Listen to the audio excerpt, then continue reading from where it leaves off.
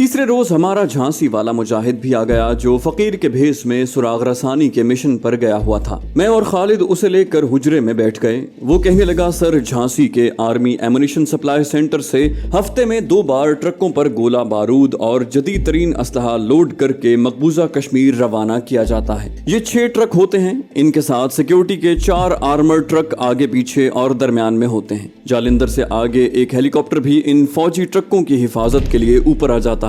मैंने कहा, ये बताओ कि क्या एमुनिशन सिर्फ फौजी यूनिट के जवान ही लोड करते हैं या उनमें सिविलियन मजदूर भी होते हैं? वो बोला, सर मैं यही बताने वाला था। मेरी मालूमात के मुताबिक शहर से 6 सिविलियन मजदूर सप्लाई सेंटर पर उस रोज जाते हैं और वो असलहा ट्रकों में लोड कराने में फौजी जवानों की मदद करते हैं। खालिद ने कहा, क्या ये सिविलियन मजदूर हिंदू हैं या मुसलमान? सुराग रसान मुजाहिद ने कहा, इनमें 4 हिंदू हैं, 2 मुसलमान हैं। इन दोनों मुसलमानों के बारे में भी मैंने सारा पता कर लिया है। मैं उनके मकान भी देख आया हूँ। वो झांसी शहर के एक गुंजान महल्ले में रहते हैं। उनमें से एक का नाम फिरोज शाह है, दूसरे का नाम अब्दुल जब्बार है। दोनों जवान हैं और 2-3 साल से फौजी छावनी में काम कर रहे हैं। कमांडर खालिद ने मेरी तरफ देखा, करमदाद क्या ख्याल है तुम्हारा? मैंने कहा, कमांडर हमें झांसी जाना होगा। खालिद ने अपने सुराग रसां मुजाहिद की तरफ देखकर कहा, क्या झांसी में कोई ऐसी खुफिया जगह है जहां हमारा किसी को पता न चल सके? हमें कम से कम वहां 10-15 दिन तक कयाम करना पड़ेगा। सुराग रसां मुजाहिद गौर करने लगा,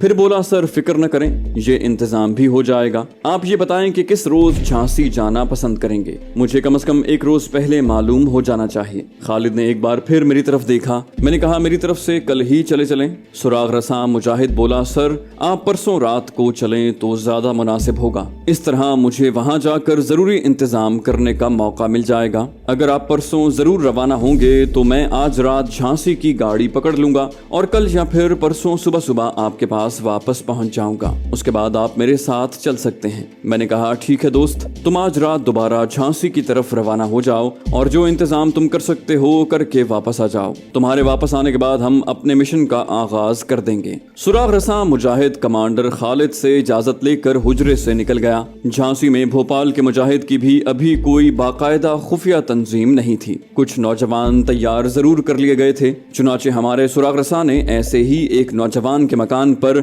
हमारी खुफिया रिहाइश का इंतजाम किया। 2 दिन बाद हमें रात की गाड़ी से झांसी रवाना होना था। मैं अभी तक नागिन दुर्गा के यहाँ भेरू जी के मंदिर नहीं गया था। शाम का अंधेरा होते ही मैं कमांडो खालिद को बताकर नागिन दुर्गा से मिलने चला गया। भेरू जी के मंदिर में पूजा पाठ हो रही थी। मैं मंदिर के अहाते में टहलता हुआ उस कोठरी की तरफ गया जहाँ वो ठहरी हुई थी। कोठरी का दरवाजा बंद था लेकिन ताला नहीं लगा हुआ था। मैं आहिस्ता से दरवाजा खोलकर अंदर दाखिल हो गया। सबसे पहली चीज जिसने मुझे थोड़ा चौंका दिया वो ये थी कि कोठरी में सांप की खास बू थी। सांप की ये बू बड़ी तेज थी। इस खास बू को या तो कोई सांप महसूस कर सकता था या मैं ही महसूस कर सकता था। कोठरी में अंधेरा था। मैंने जेब से माचिस निकाल कर तीली जलाई। ताक में मोमबत्ती रखी थी।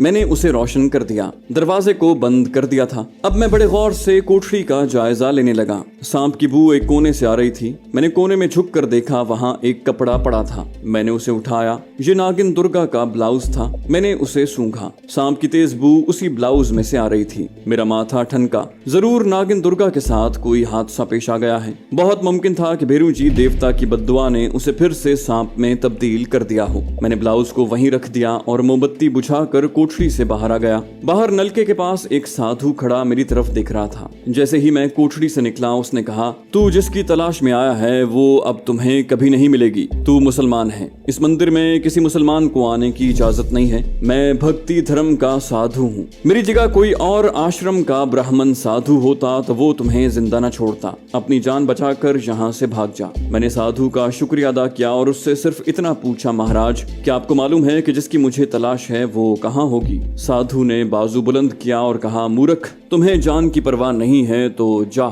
जो चाहे कर। इतना कहकर साधु चला गया। मैंने सोचा कि हालात ठीक नहीं लगते। बेहतर यही है कि मैं जितनी जल्दी निकल सकूं इस मंदिर से निकल जाऊं। मैंने कोठरी की तरफ पीछे मुड़कर भी न देखा और तेज तेज कदमों से चलता मंदिर से बाहर आ गया। दिल में बार बार यही ख्याल आता कि नागिन दुर्गा बेचारी किस मुसीबत में फंस गई है। खुदा जाने वो कहां और किस हाल में होगी। ये तो मुझे यकीन था कि वो जहां कहीं भी होगी सांप ही के रूप में होगी। मैं दूसरे रास्ते से मंदिर आया था, वापस भी उसी रास्ते से पुराने किले की कमीन गाह में आ गया। कमांडो खालिद झांसी जाने की तैयारियों में मसरूफ था। उसने मुझसे दुर्गा के बारे में सरसरी तौर पर पूछा और कहने लगा, इस वक्त तुम्हें वहाँ नहीं जाना चाहिए था, लेकिन खैर तुम आ गए हो, ये खुशी की बात है। तुम्हारी नागिन किस हाल में है? मैंने कहा, वो मंदिर में नहीं थी, मेरा ख्याल है लक्ष्मणपुर वापस चली गई है। कमांडो खालिद ने अपने ऑटोमेटिक पिस्तौल की नाली पर साइलेंसर चढ़ाते हुए कहा, ये भी अच्छा हुआ है, तुम्हारा पिस्तौल उस थैले में रखा है, चेक कर लो, हम 1 घंटे बाद यहाँ से निकल रहे हैं। मैंने थैले में से पिस्तौल निकाल कर उसके मैगजीन को चेक करते हुए पूछा, कमांडर, यहाँ से हमारे साथ कोई और मुजाहिद भी जाएगा? उसने कहा, नहीं, सिर्फ हम दोनों ही जाएंगे, जरूरत पड़ी तो झांसी से हमें मुजाहिद मिल जाएंगे। चूंकि हमारी पुरानी कमीन गाह पर छापा पड़ने के बाद भोपाल की पुलिस हमारी तलाश में थी, इसलिए हम पुराने किले में से अलग अलग होकर निकले।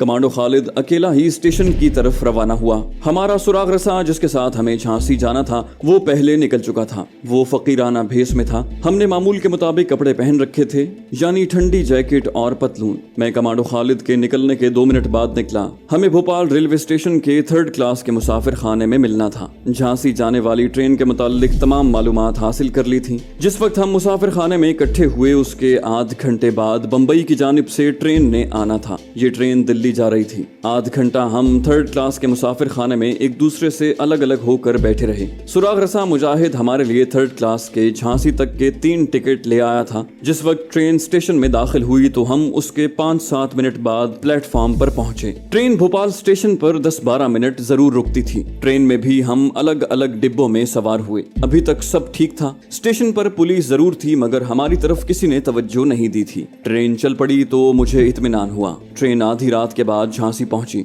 वहां भी हम तयशुदा प्रोग्राम के मुताबिक 3rd क्लास के मुसाफिर खाने में ही इकट्ठे हुए। हमारा सुराग रसा मुजाहिद अब हमारा गाइड था। हमने एक टैक्सी ली और अपनी मंजिल की तरफ रवाना हो गए। हमारी मंजिल झांसी में मुकीम हमारी इस्लामी तंजीम के एक जांबाज का मकान था। मैं उस जांबाज का नाम और उसके घर का पता नहीं बताऊंगा, यूं समझ लें कि हम उसके मकान पर पहुंच गए। उस जांबाज का फर्जी नाम हाशिम रख लेते हैं। हाशिम का मकान शहर की गुंजान आबादी से बाहर एक पुरानी बस्ती में था। यहाँ हम पर किसी को शक शुबा नहीं हो सकता था। बाकी रात हमने सोकर बसर की। अगले दिन हम सब नाश्ता करके मकान के चौबारे में बैठ गए। हाशिम को सुराग रसा मुजाहिद ने हमारे मिशन के मुतालिक सब कुछ बता दिया था। कमांडो खालिद ने हाशिम से पूछा, जो 2 मुसलमान सिविलियन आदमी एमुनिशन सप्लाई सेंटर से असलहा वगैरह फौजी ट्रकों में लोड करते हैं, उनमें से तुम्हारे ख्याल में काबिल एतमाद आदमी कौन है? हाशिम ने जैसे पहले ही से उनमें से एक आदमी का इंतखाब कर रखा था, कहने लगा, इनमें फिरोज शाह भरोसे का आदमी है, वो हमारी मदद के लिए फौरन तैयार हो जाएगा। मैंने अपने प्लान के मुताबिक हाशिम से पूछा, हमारी इत्तला के मुताबिक 6 सिविलियन मजदूर ट्रकों में असलहा लोड करते हैं, जिनमें से 4 हिंदू हैं, 2 मुसलमान हैं। क्या इन लोगों को सप्लाई सेंटर के यूनिट कमांडर की तरफ से कोई शनाख्ती कार्ड भी इशू किए गए हैं? हाशिम की बजाय हमारे सुराग रसा जासूस ने जवाब दिया, इन 6 सिविलियन लोडरों को कोई शनाख्ती कार्ड इशू नहीं किया गया।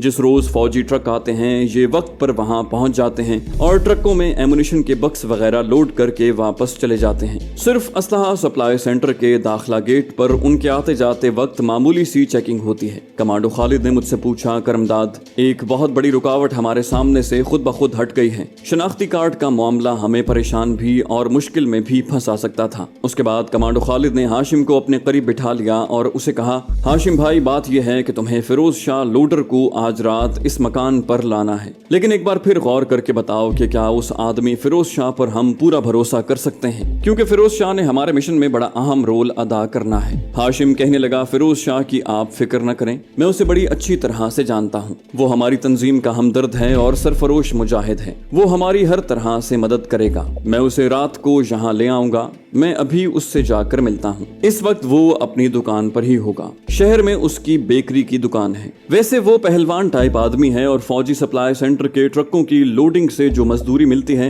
उसके वो बादाम खरीद कर घर में डाल लेता है। कमांडो खालिद मेरी तरफ देखकर मुस्कुराया, कहने लगा, हम इसे फिरोज पहलवान कहकर पुकारेंगे। हाशिम फिरोज शाह की दुकान की तरफ चल दिया। उसके बाद कमांडो खालिद ने सुराग रसा जासूस से कहा, दोस्त, अब तुम्हें एक काम करना होगा। वो बोला, मैं हाजिर हूँ कमांडर। कमांडो खालिद ने कहा, हम झांसी के उस एमुनिशन सप्लाई सेंटर का जायजा लेना चाहते हैं, ये बहुत जरूरी है। सुराग रसा मुजाहिद एक लम्हे के लिए खामोश हो गया, फिर बोला, ये काम आप किस वक्त करना चाहते हैं? मैंने कहा, दिन की रोशनी में ही होना चाहिए, रात के वक्त तो हमें कुछ भी नजर नहीं आएगा। सुराग रसा जासूस ने कहा, सप्लाई सेंटर एक छोटे से टीले पर है, उस तरफ जाने की किसी को इजाजत नहीं है। आप जोगी साधुओं का भेष बदल कर भी गए तो फौजी गार्ड आपको टीले पर जाने की इजाजत नहीं देंगे। आप सिविलियन कपड़ों में भी दिन के वक्त उधर नहीं जा सकेंगे। मैंने सुराग रसा मुजाहिद से पूछा, क्या टीले के आसपास कोई ऊंची जगह है? उसने कहा, उसकी बाएं जानिब एक पुराने मीनार का खंडर है, मीनार के ऊपर जाने की सीढ़ियां जरूर होंगी। मैंने पूछा। सुराग रसा ने जवाब दिया,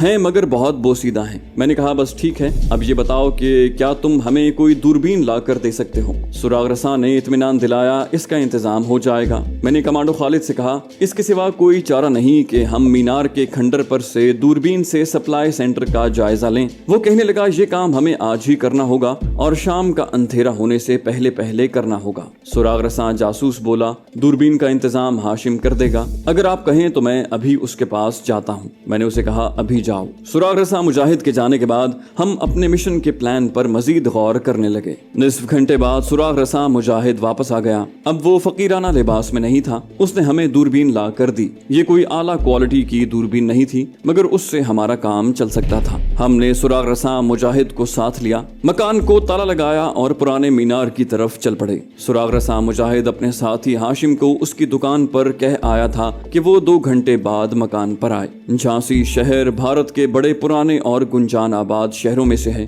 यहाँ झांसी की रानी का कला, महल और बागात भी हैं। शहर दरवाजों की 4 दीवारी के अंदर भी है और बाहर भी। शहर की इमारतें पुरानी हवेलियों की तरह हैं। हम शहर की 4 दीवारी से दूर रहकर एक पुराने बाग में एक तारीखी तालाब के करीब से गुजरते हुए एक गैर आबाद जगह पर आ गए। सामने बाएं जानिब एक छोटा सा टीला नजर आया। सुराग रसा ने उस तरफ इशारा करके कहा, इस टीले पर आर्मी सप्लाई सेंटर है। हम परे परे रहकर चलते हुए टीले से कोई 600-700 गज की दूरी से गुजर गए। टीला एक टिब्बे की तरह था जिसके ऊपर 2-4 दरख्त नजर आ रहे थे। जिस तरफ उसका दाखला गेट था उस तरफ कुछ फासले पर मीनार का खंडर था। हम ऊपर से होकर मीनार के अकब में आए। मीनार के ऊपर जाने की सीढ़ियां टूट फूट चुकी थीं। सुराग रसा मुजाहिद को हमने नीचे एक तरफ निगरानी करने के लिए रोक दिया और खुद सीढ़ियां चढ़ते किसी न किसी तरह मीनार की आखिरी मंजिल पर पहुंच गए। मैंने दूरबीन लगाकर एमुनिशन सप्लाई सेंटर पर निगाह डाली। एमुनिशन डिपो बहुत बड़े गोदाम की तरह था। छत ढलवान थी,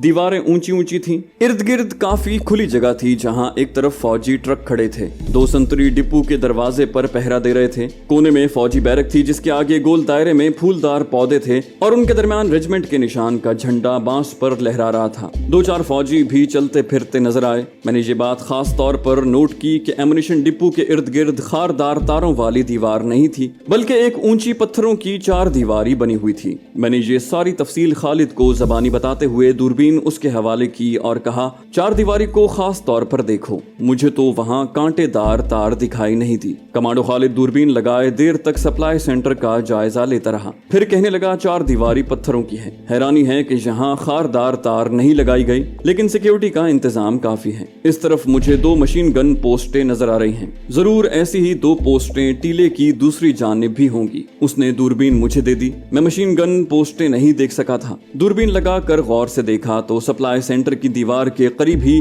थोड़े थोड़े फासले पर मोर्चे बने हुए थे जिन पर झाड़ियां काट कर डाल दी गई थी। इनमें से मशीन गनों की नालियां दूरबीन में साफ नजर आ रही थी। मैंने कहा, तुम ठीक कहते हो, 2 मशीन गन पोस्टें हैं। गार्ड संतरी सिर्फ 2 ही हैं, मगर जरा आगे गेट के अंदर दोनों जानिब ऊंचे चबूतरे हैं जिनमें मुझे चौकोर सुराख नजर आ रहे हैं। तुम भी देखो। मैंने भी दूरबीन लगाकर इन मोर्चों को फिर से देखा और दूरबीन आंखों से हटाते हुए कहा, तुम ठीक कह रहे हो। इसका मतलब है कि इस एमुनिशन डिपो में यकीनी तौर पर इंतहाई अहम और जदीद तरीन फौजी असलहा मौजूद है, वरना इस किस्म के शहरों के करीब बने हुए एमुनिशन सेंटरों में सिक्योरिटी इतनी सख्त नहीं हुआ करती और शहर के करीब इस एमुनिशन डिपो को भी इसीलिए बनाया गया है कि लोग यही समझें कि यहाँ आम किस्म का असलहा वगैरह रखा गया है। किसी को जरा सा शक भी न पड़ सके कि यहाँ जदीद तरीन फौजी असलहे اسلحے کا ذخیرہ جمع ہے۔ کمانڈو خالد نے دوربین لگا کر ایک بار پھر ٹارگٹ کا جائزہ لیا۔ کہنے لگا ہمیں اپنے پلان میں تھوڑی سی تبدیلی کرنی پڑے گی۔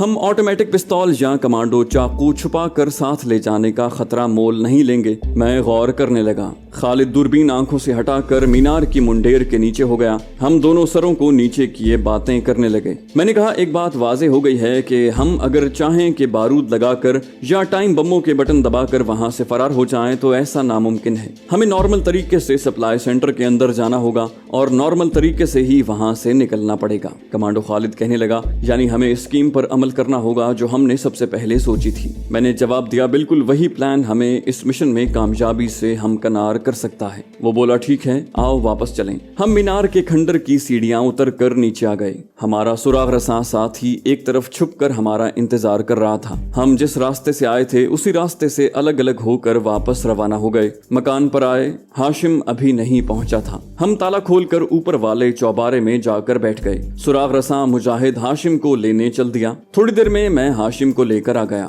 ہاشم نے بتایا کہ اس نے فیروز شاہ سے ساری بات کر لی ہے، وہ ہماری ہر طرح سے مدد کرنے کو تیار ہے، بلکہ کہنے لگا کہ کشمیر کے مسلمانوں کی آزادی کے لیے میں اپنی جان قربان کرنے کو بھی تیار ہوں۔ خالد نے پوچھا وہ کس وقت یہاں آ رہا ہے؟ وہ بولا رات کو دکان بند کر کے آ جائے گا۔ ہم مکان میں ہی بیٹھے رہے، دوپہر کا کھانا بھی وہیں کھایا۔ رات کا کھانا کھا کر ہم چائے پی رہے تھے کہ باہر دروازے پر دستک ہوئی۔ ہاشم بولا فیروز شاہ آ گیا ہے۔ وہ نیچے گیا اور جب اوپر آیا تو اس کے ساتھ گٹھے ہوئے بدن کا ایک باڈی بلڈر قسم کا نوجوان تھا جس نے کرتا پاجامہ پہن رکھا تھا، گلے میں چاندی کا تعویذ تھا۔ اس نے السلام علیکم کہا اور ہمارے پاس ہی بیٹھ گیا۔ ہاشم نے اس کا تعارف کروایا۔ میں نے کہا پہلوان جی چائے تو آپ شاید نہیں پیئیں گے؟ فیروز شاہ مسکرانے لگا، شکریہ بھائی صاحب، ہم پہلوان لوگ چائے نہیں پیتے، چائے ہمیں گرمی کرتی ہے۔ چند ایک باتیں کرنے کے بعد کمانڈو خالد نے مطلب کی بات شروع کر دی۔ فیروز شاہ یہ بتاؤ کہ ٹیلے والے سپلائی سینٹر سے کس کس دن اسلحہ ٹرکوں میں لوڈ کیا جاتا ہے؟ اس نے کہا بھائی جان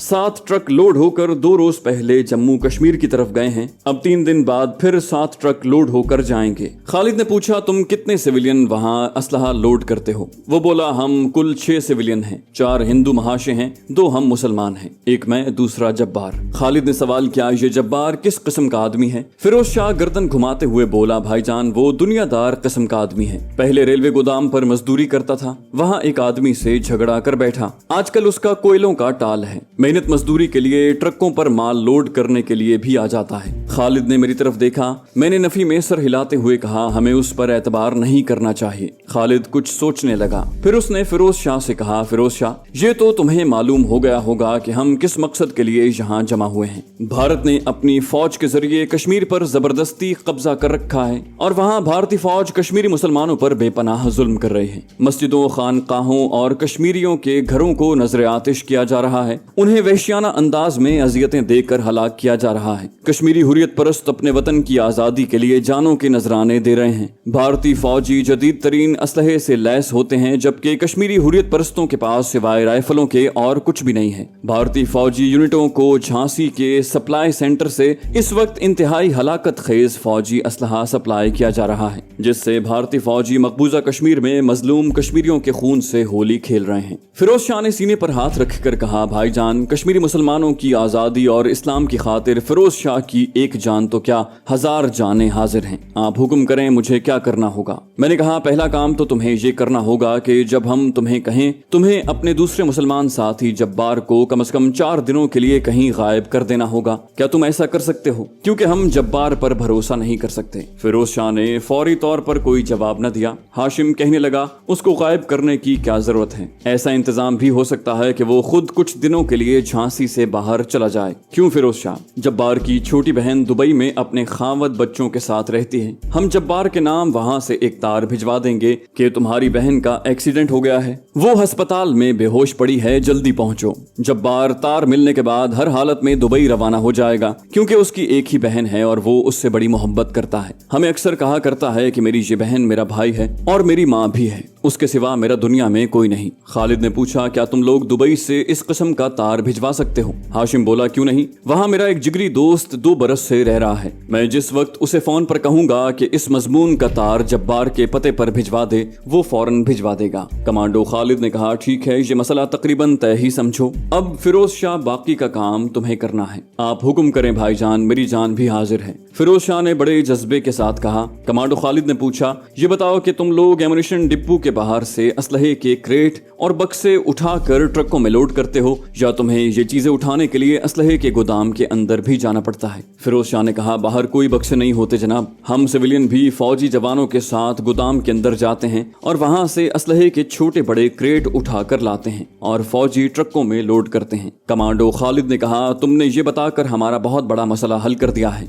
ये बताओ कि क्या तुम्हें मालूम है कि गोदाम में पेट्रोल वगैरह के ड्रम भी रखे होते हैं या नहीं? फिरोज शाह बोला, भाईजान, मुझे ये काम करते हुए 4-5 साल हो गए हैं, मुझे तो ये सब कुछ मालूम हो गया है। मैं तो बक्से को देखकर बता सकता हूँ कि इसमें मशीन गन का मैगजीन है या हैंड ग्रेनेड है। पेट्रोल के ड्रम नहीं होते, बड़े बड़े कैन होते हैं। कमांडो खालिद हंस पड़ा, कहने लगा, ये मुझे मालूम था, मगर मैंने ड्रमों का नाम इसलिए लिया कि शायद कैन तुम ना समझ सको, मगर ये जानकर बड़ी खुशी हुई कि तुम्हें फौजी असलहे की पूरी पहचान है। अब बात यह है कि जिस रोज तुम्हारा साथी जब्बार दुबई चला जाएगा, उसके बाद जब तुम अपने हिंदू साथियों के हमरा ट्रकों में असलहा लोड करने सप्लाई सेंटर जाओगे, तो हम तुम्हें काले रंग का एक तावीज देंगे। ये तावीज चौकोर होगा, ज्यादा बड़ा नहीं होगा, उसमें चमड़ा मुंढा हुआ होगा और फीता लगा हुआ होगा। तुम उस तावीज को अपने बाजू पर बांधकर एमुनिशन सप्लाई सेंटर में जाओगे। तुम्हारा काम सिर्फ इतना होगा कि जब तुम असलहे के क्रेट उठाने अंदर जाओ, तो आंख बचाकर ये तावीज उतार कर किसी भी पेट्रोल कैन के पास रख दो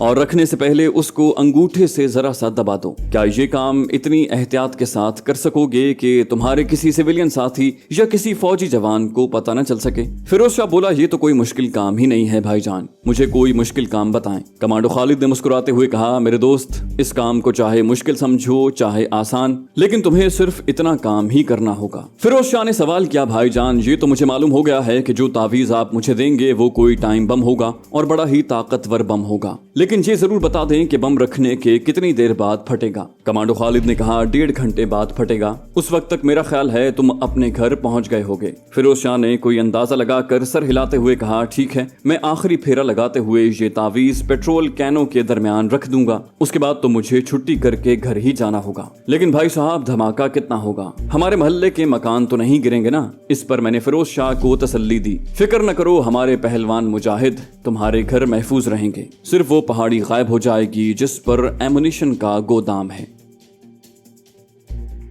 तो दोस्तों, ये थी हमारी आज की एपिसोड। उम्मीद करते हैं आपको हमारी कहानी पसंद आई होगी। जाने से पहले इस वीडियो को लाइक कीजिए और शेयर करना मत भूलिए। कमेंट करके हमें बताइए कि आपको हमारी वीडियो कैसी लगी, और अगर अभी तक आपने इस चैनल को सब्सक्राइब नहीं किया तो इसे सब्सक्राइब कीजिए और बेल आइकन दबाकर ऑल नोटिफिकेशंस ऑन कर लीजिए।